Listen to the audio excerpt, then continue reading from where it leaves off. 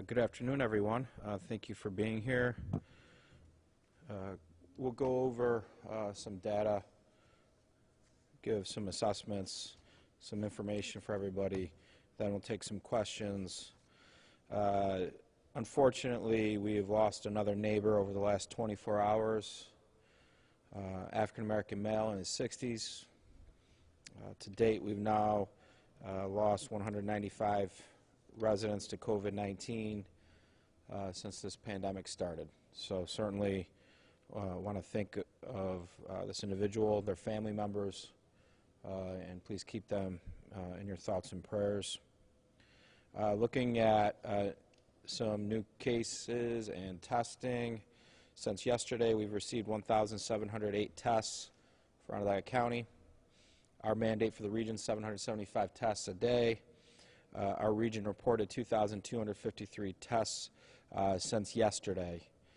We do have universal testing at the Syracuse Community Health Center, 9 to 5. Certainly your primary care providers and various urgent care sites are also doing testing, as are hospitals.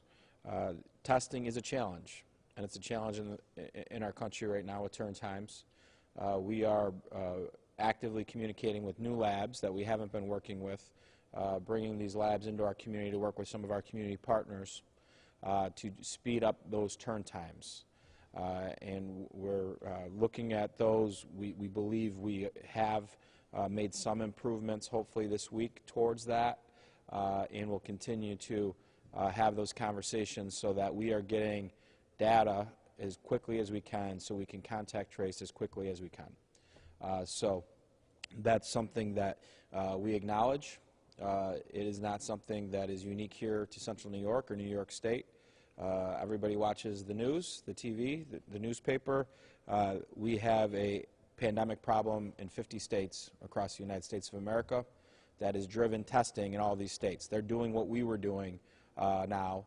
They're trying to get ahead of the curve the way that we did, and so the labs are backed up. So this is something we're going to have to grind out, and we're going to need people to be smart more than ever now, wearing your mask, physically distancing, sanitizing, because the infrastructure is a little bit delayed. It's going to take us some time to get through it. So certainly we're going to need everybody's participation and help in this process. Looking at hospital numbers, 46 in the hospital, same as yesterday. Out of the 46, 27 individuals from a memory care facility, a dementia unit. Again, it was deemed necessary when we had outbreak in this facility that the best place for these folks to get treatment and to avoid spreading it to other residents was to be in the hospital. This does not mean that these 27 individuals need hospital care. That was a decision that we all made. We know at least 20 patients are now ready to return to their facility, their nursing home, pending a negative test. Certainly when you take these factors in, we have under 20 people in the community right now with COVID-type symptoms that need day-to-day hospital care. So our hospital infrastructure is in good shape, and that's certainly really good news for the community at large. When we look at folks, we have 5 in the ICU now. Please keep these folks in your minds, your thoughts and your prayers. They're in a fight, and certainly we need them to get better. Looking at positive cases, 37 new cases. Out of the 37, 7 household contacts of previously confirmed cases. These individuals were in a quarantine already. No new contact tracing efforts needed with these folks. 6 of the new cases are affiliated with senior living facilities or group home facilities. 2 senior living, 4 of a group home that had previous cases.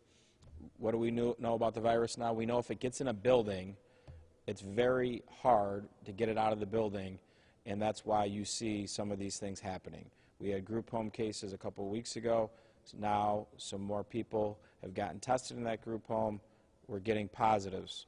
Again, many of these cases are often asymptomatic, but positive regardless.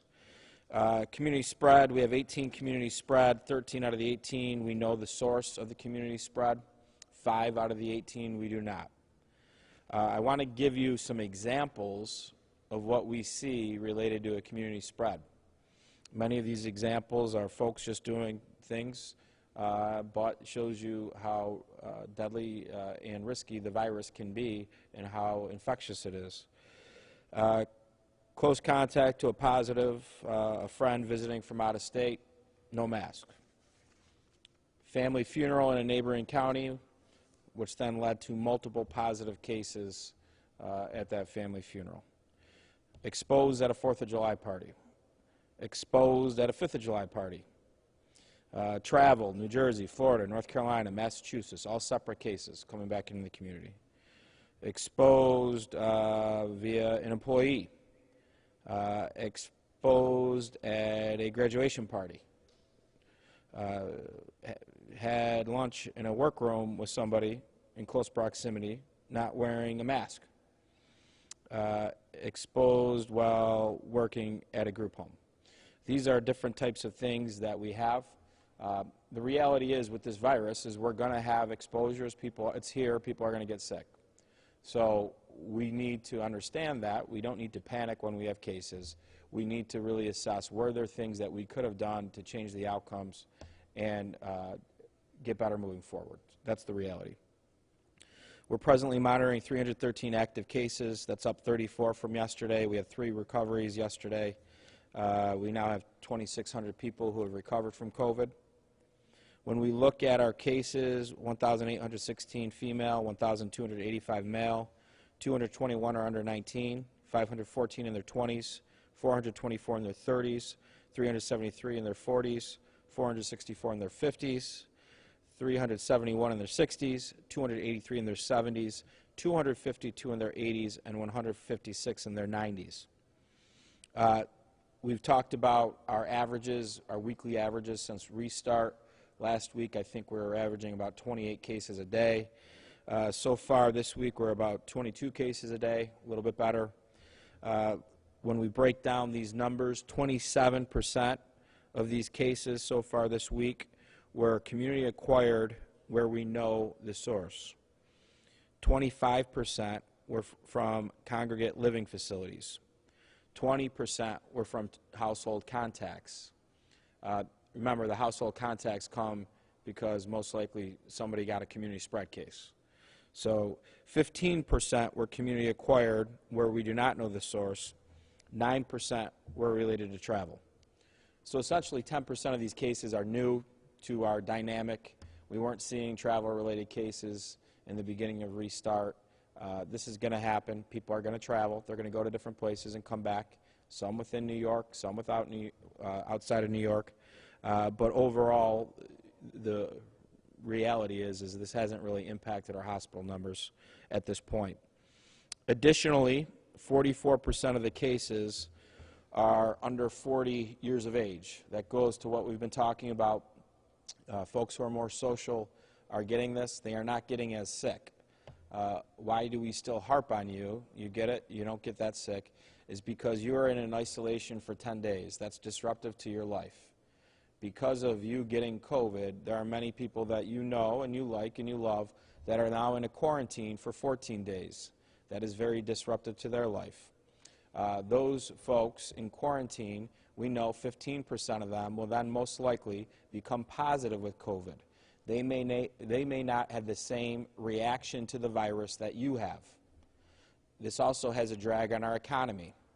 We know to get school started, we have an infection rate we have to hit. Your case, even though you're healthy, leads to a higher infection rate. So when we say we are all in this together, we mean it. There's a cause and effect that happens with every single case related to COVID-19. And it's going to be like this till we have a vaccine. So what we need to do is we need to do what works. We need to be smart. We need to be diligent. We need to respect the virus. If we do those things, we'll starve the virus together. Looking at this, couple reminders. We don't even need to have the reminders, but certainly physically distance when you can. Wear a mask if you're not going to physically distance. If you're hanging out with your friends, I get it. It's inconvenient if you're hanging out with your friends to have a mask if you're close together and then have a cocktail. I understand it. I've been there. We need you to do that. We need you to respect the virus and understand that that virus can be incubating in somebody you know for a period of time. There's risk when we're together. We need to live with the virus. We're doing that. We're restarting our economy.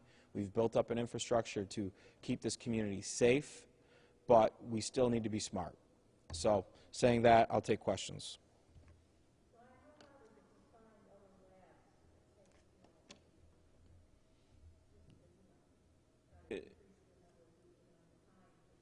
Yeah, it's a challenge. I think it's really going to be a challenge for the next 30 days. We have a lot of important things happening in the next 30 days when you talk about colleges going back with students, when you're talking about getting ready for school. Testing has to be a piece of that. So we've had some of the labs we brought on have better turn times. We're rearranging the deck. Well, some of these other labs, some of your larger labs, your brand names are building on capacity. We've spoken to other testing labs and companies, a little more non-traditional in the way that they bill. It's more of a direct cost to counties or colleges to get the tests. It's not a billing system, but we're looking at making those investments because we need to make sure that somebody who's symptomatic is getting a test and we're finding out quickly if they have COVID or not. What I would be interested in is, and we don't have this data, remember we were testing just symptomatic folks in the beginning part of this process. There was other respiratory illnesses, and so 8% of our tests at one point were positive because 8% had COVID, 92% had something else respiratory-wise. Now we don't have that respiratory illness. But we're testing universal-wise. I'd be curious to see what that symptomatic test rate is now. I'm sure it's very high. But these are all challenges that we have, and we need to make sure that we need to basically assume if you're symptomatic, you have it. That's why we have our executive order where the folks have to be in quarantine. But we're looking at all options to make sure that we are staying on top of this. And we found new lab partners that we're putting in touch with the various colleges as well. Their model's different than the other models, but we need plan B and C if we're going to be bringing back 15,000 kids to the community soon. Could you just say a little bit more about those different billing models? What the county might have to pay directly for tests? Correct. Why can't they bill insurance? I guess we could if we had the feeling that we could build up that infrastructure for billing. We don't have that now. So it's something that, Tim, that we may spend short-term dollars to get tests in the hands of folks that will test people who they believe have COVID for symptoms. That 24 to 48 hours to us is very valuable at boxing in the virus, and it's worth the money in my opinion. When you say that 44% of cases are under 40, is that cases actively? Yeah, so okay. Cases this week, out of the 91 cases so far this week, 44% are under 40 years of age. Again, driving this, you have, remember, you have it's really a 7 to 10 day incubation period, could be as long as 14.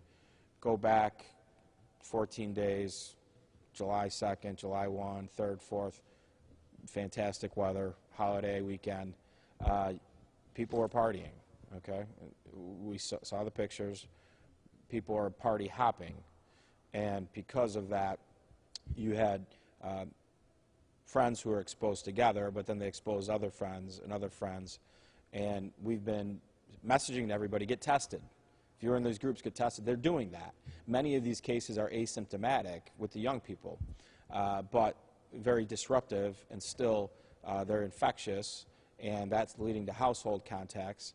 And you know, some of these household contacts are mom and dad, and mom and dad aren't in their teens or early 20s. Mom and dad are in their 40s or 50s, and everybody responds differently to this virus. Nobody's 100% safe. In other states, there's lots of reports about young people. There is a report in Texas about a kid who went to a COVID party to get COVID, and he died 24 hours later. So everybody's different. This virus impacts everybody different, and it's disruptive, and it's deadly for many of our residents. Going off of the community spread, we've heard and reported that some school districts, their sports teams might be gathering. having practices.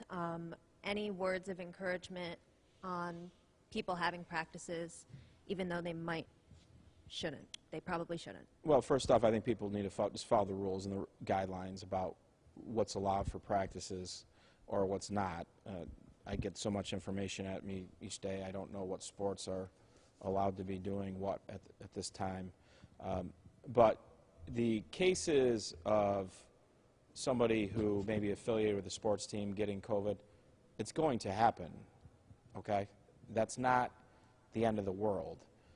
What then happens, and a reminder to the public, if someone gets COVID, we figure out the day they were symptomatic. We then go back 2 days from that standpoint, and we start our contact tracing at that point. If the public does not hear from us, our health department, that means we are very comfortable with the contact tracing efforts.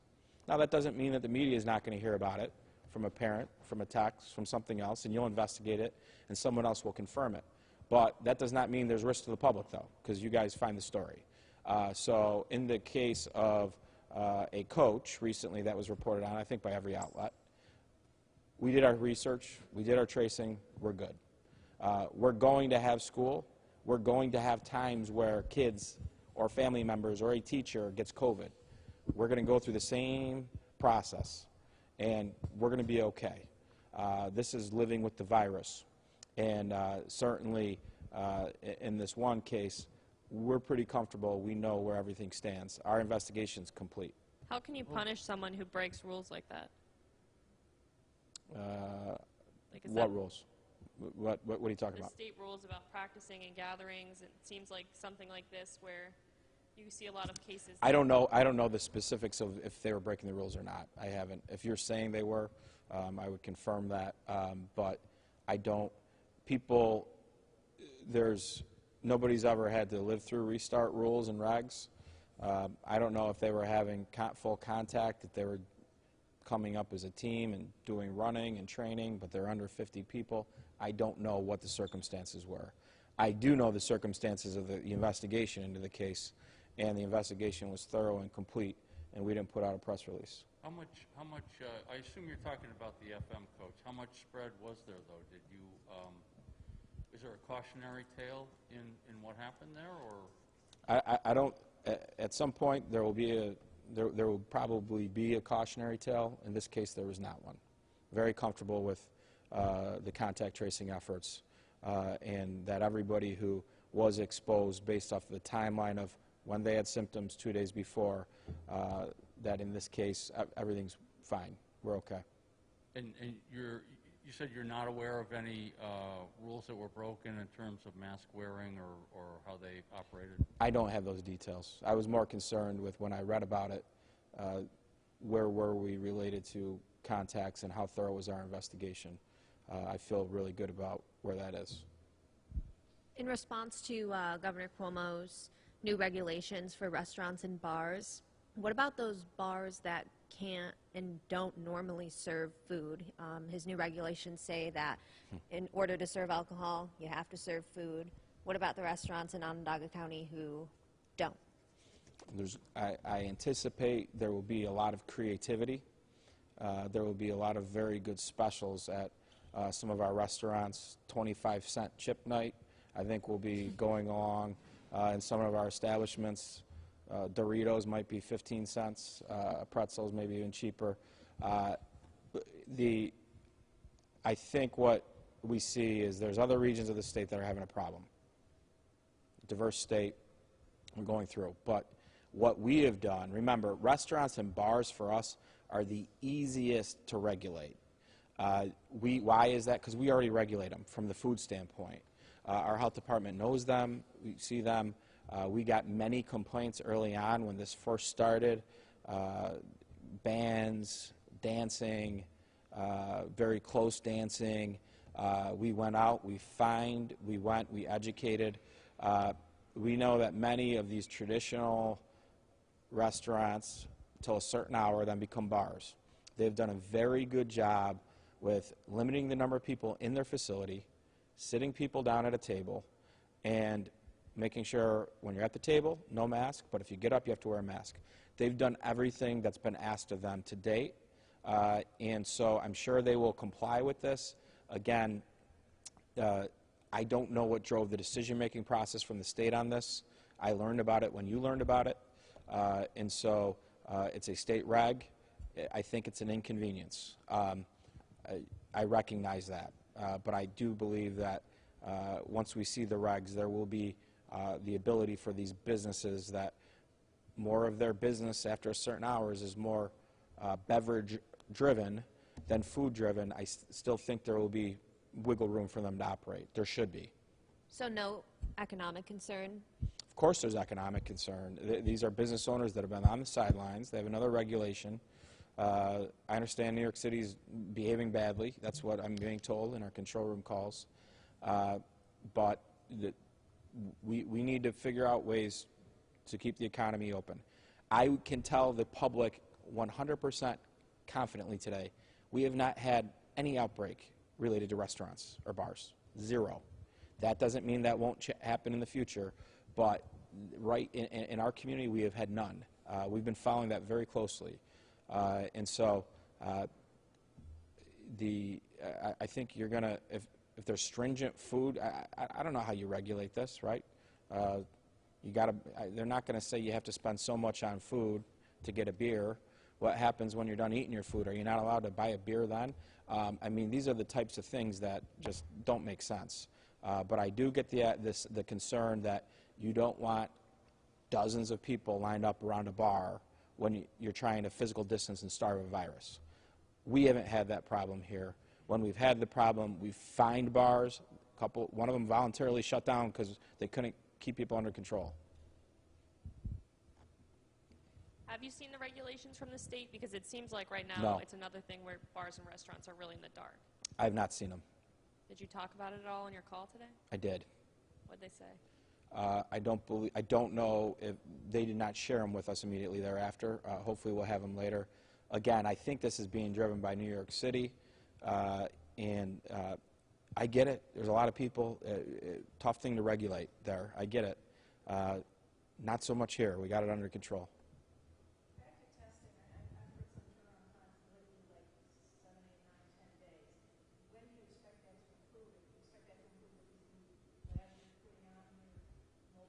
Yeah, I think it will. I don't know the answer when it will improve for some of the brand name labs that everybody knows that are being used everywhere in every state. I know that those labs say they're building out more capacity nationally to deal with this crisis.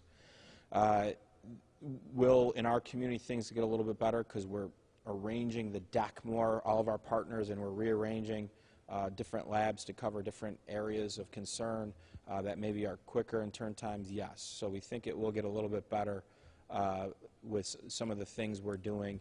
Again, we don't have a testing facility the county runs. What we do is we manage the need in the community. We analyze it with all the health data, and we look at where there's gaps in the infrastructure, and we manage that infrastructure. So now we have one lab that's already doing work for us over here. There's still 3 to 5 days. We need you to now partner over here because they do more tests a day, and you're blending. Some with this lab, some with the other lab, some with this lab, some with the other lab. And so that's how this thing goes. And this was a daily exercise for us in the beginning.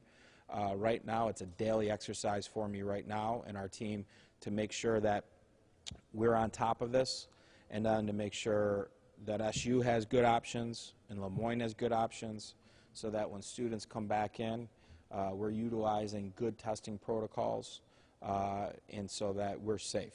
And that's what we'll do. And we'll get the job done. It's going to be an inconvenience for some people now, though. And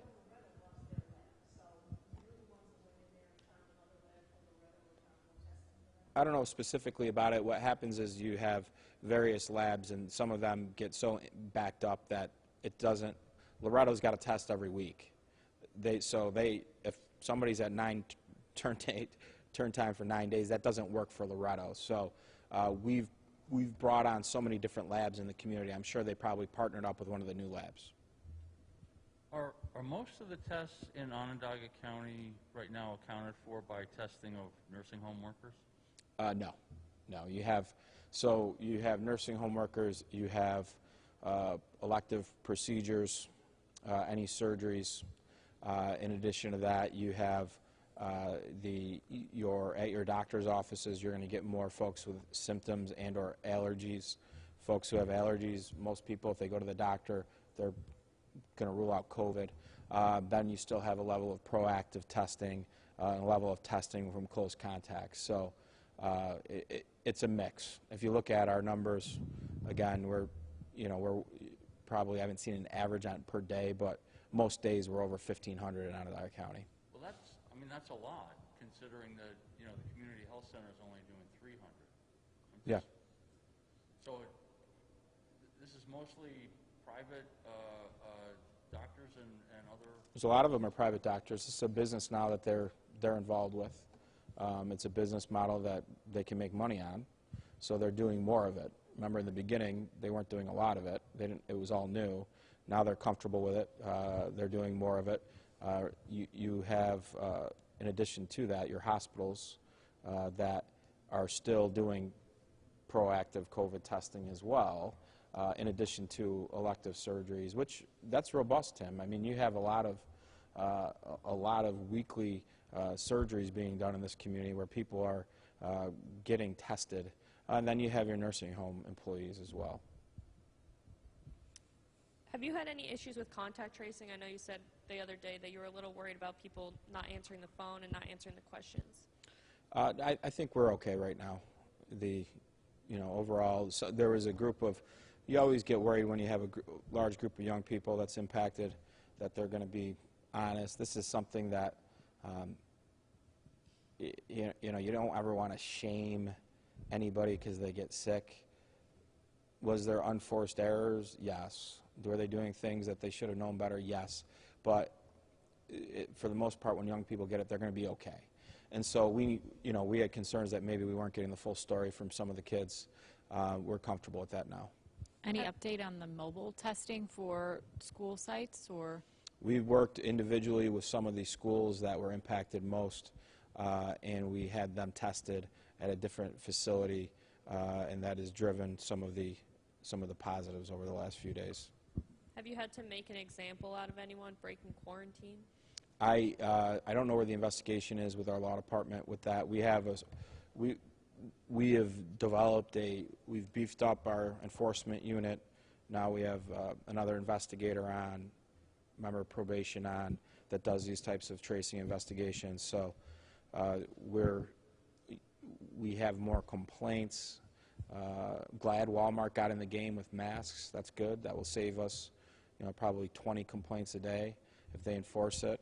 But we have these complaints. Now we have a more strategic way of addressing these complaints. And fine letters went out to big box stores, and their corporate lawyers are now calling us and asking, saying they want to comply now. So hopefully these big box stores are all going to be in compliance. There's other local grocery stores that people thought weren't doing the compliance for mask wearing. They are. They tell me they are. They're committed to it. So hopefully the mask wearing gets better in the community when people are especially out in facilities, and some of these complaints stop. How are you dealing with contact tracing for asymptomatic, patients? Because you said it goes back 2 days for the symptoms. They don't have any symptoms. Yeah, so if you test positive with no symptoms, right, we're going to run 2 days before that still. But I'll give you an example. Out of the 37 positives today, 43% are asymptomatic. So our under 40 number, essentially many of these people, and Tim, to your point, where's the testing, who's getting tested? They're getting tested because we're saying go get tested. And so that's a proactive test in most cases, or a contact. We're going through and we're ready to put people in quarantine. They get tested. So that's a big number of asymptomatic cases. So where is that good related to our data? It's good because it's probably not going to impact our hospital numbers. Where is it bad? It's bad because we now have to track these 7 household contacts because we don't know how sick they're going to get. And you're disrupting people, and they have to go into quarantine. Now they got to go out of work, what's going to happen to that small business owner that needs that employee working? So this is a really, regional challenge for every part. It's more than just public health. It goes into your economy as well. Is that 43% asymptomatic? Is that typical of what you've been seeing, or is That looks a little high for today. But again, if you look at many of the cases today are driven by community spread, known community spread. So that's kind of our clusters of young people. So that's what we're seeing with a lot of young people, is they're asymptomatic. Just going back to the school districts, the FM superintendent said that the practice or the workout was not authorized and that they went to a public park outside of this. And I know that you said the investigation was thorough and it's complete, but I guess just moving forward as schools start to reopen, as we look toward the fall, is there any concern with people having practices when they shouldn't? Well, you should follow the rules. So I don't think if you're at a park, if people are getting together for, depending on what they were doing, if you're getting together for a pickup basketball game, which happens, it's against the rules right now. I don't know what they were doing. They're saying it wasn't a sanctioned high school event. Okay. What I'm concerned about isn't them throwing a football around at a park. It's when the individual did the individual have symptoms, or was he within the 2 days before he had symptoms, did he have contact with the team? We're very comfortable who he had contact with and who he didn't have contact with. So just because you're a coach and you get COVID doesn't mean all your players were around you when you had symptoms or 2 days before you had symptoms. So this is something that I understand. It's kind of a nice thing to report about and ask questions about because it's an interesting area and there's potential exposure there. We've been doing this a long time now. We are comfortable that everybody who had direct contact was notified. We're very comfortable that the students were not in a position where they need to be in a quarantine. what school districts did you work with to try to get their students tested? I'm not going to get into the specific districts, Tim. Certainly, there are multiple districts that we had conversations with about knowing who, where they went to school, and then they went to different parties. So there's multiple districts that were involved.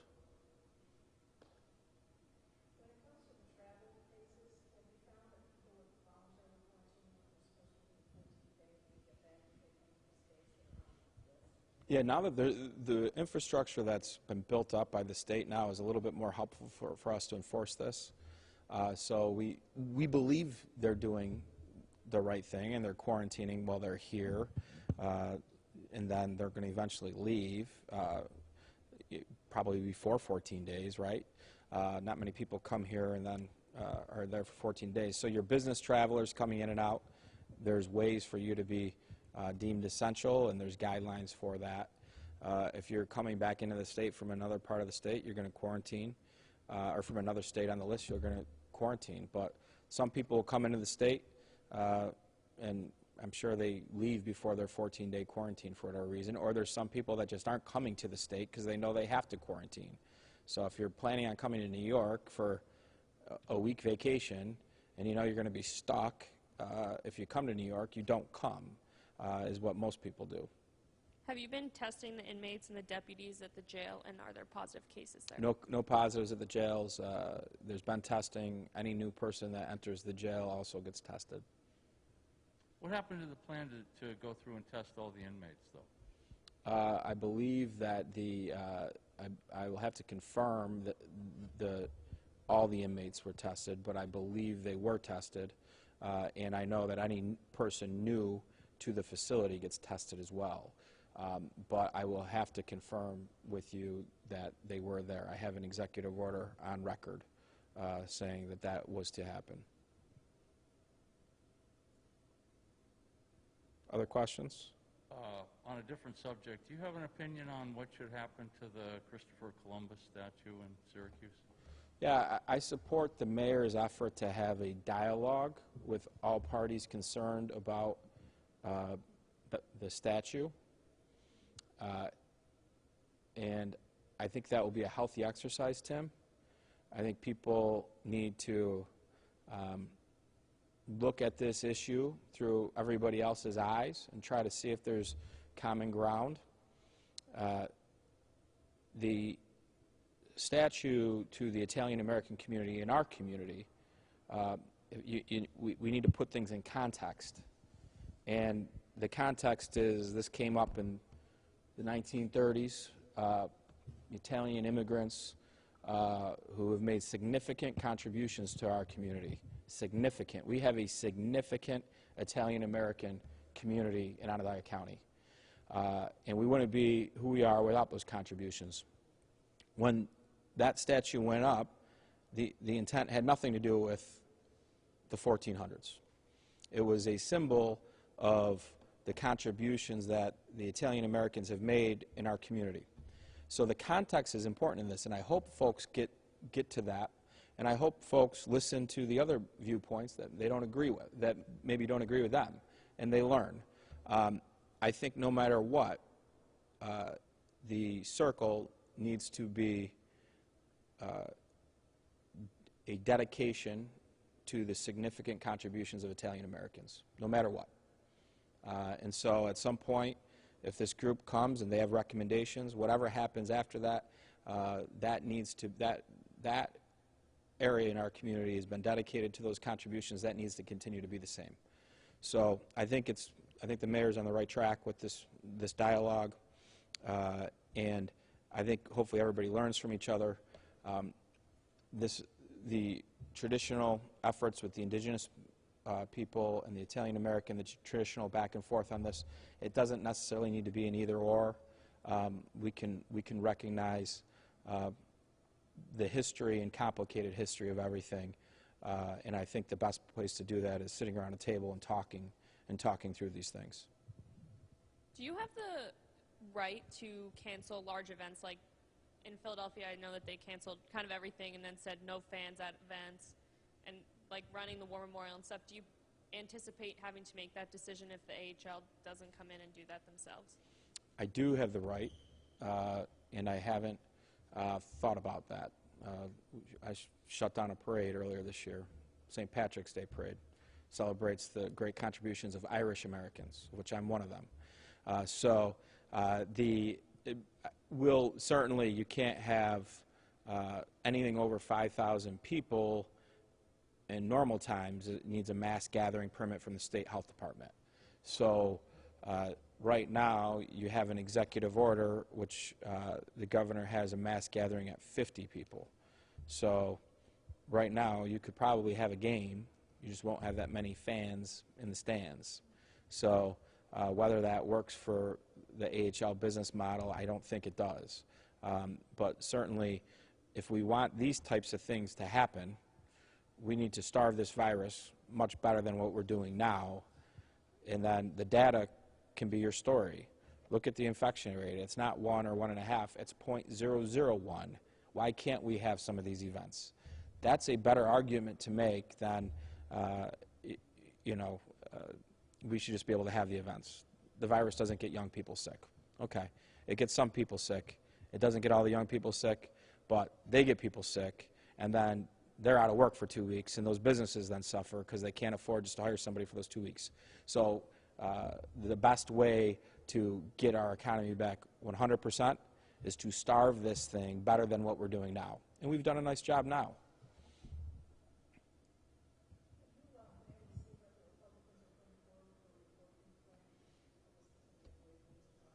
I saw some of the recommendations. I was involved with that process before.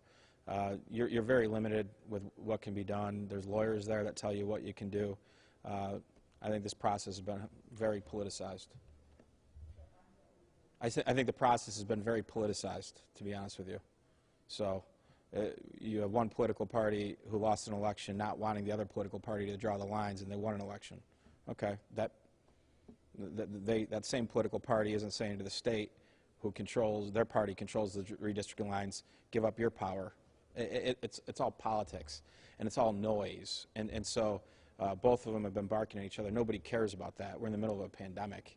And so they need to, if they made promises, that was the issue with this. Did legislatures make promises, and what were those promises? If you made promises, you need to keep your promises. But nobody ever came to me and said, here's my plan, will you support it? And we have a role. The executive branch of government has power in that process. And they were taking away the executive branch of power, the checks and balances. So nobody ever came to me and said, are you okay with your branch of government's power being taken away? Which tells me, serious to a degree, a lot of politics. Anything else? Okay. Well, thank you for being here. We'll continue to get the information and the data out, and let's continue to be smart and starve this virus. Thank you.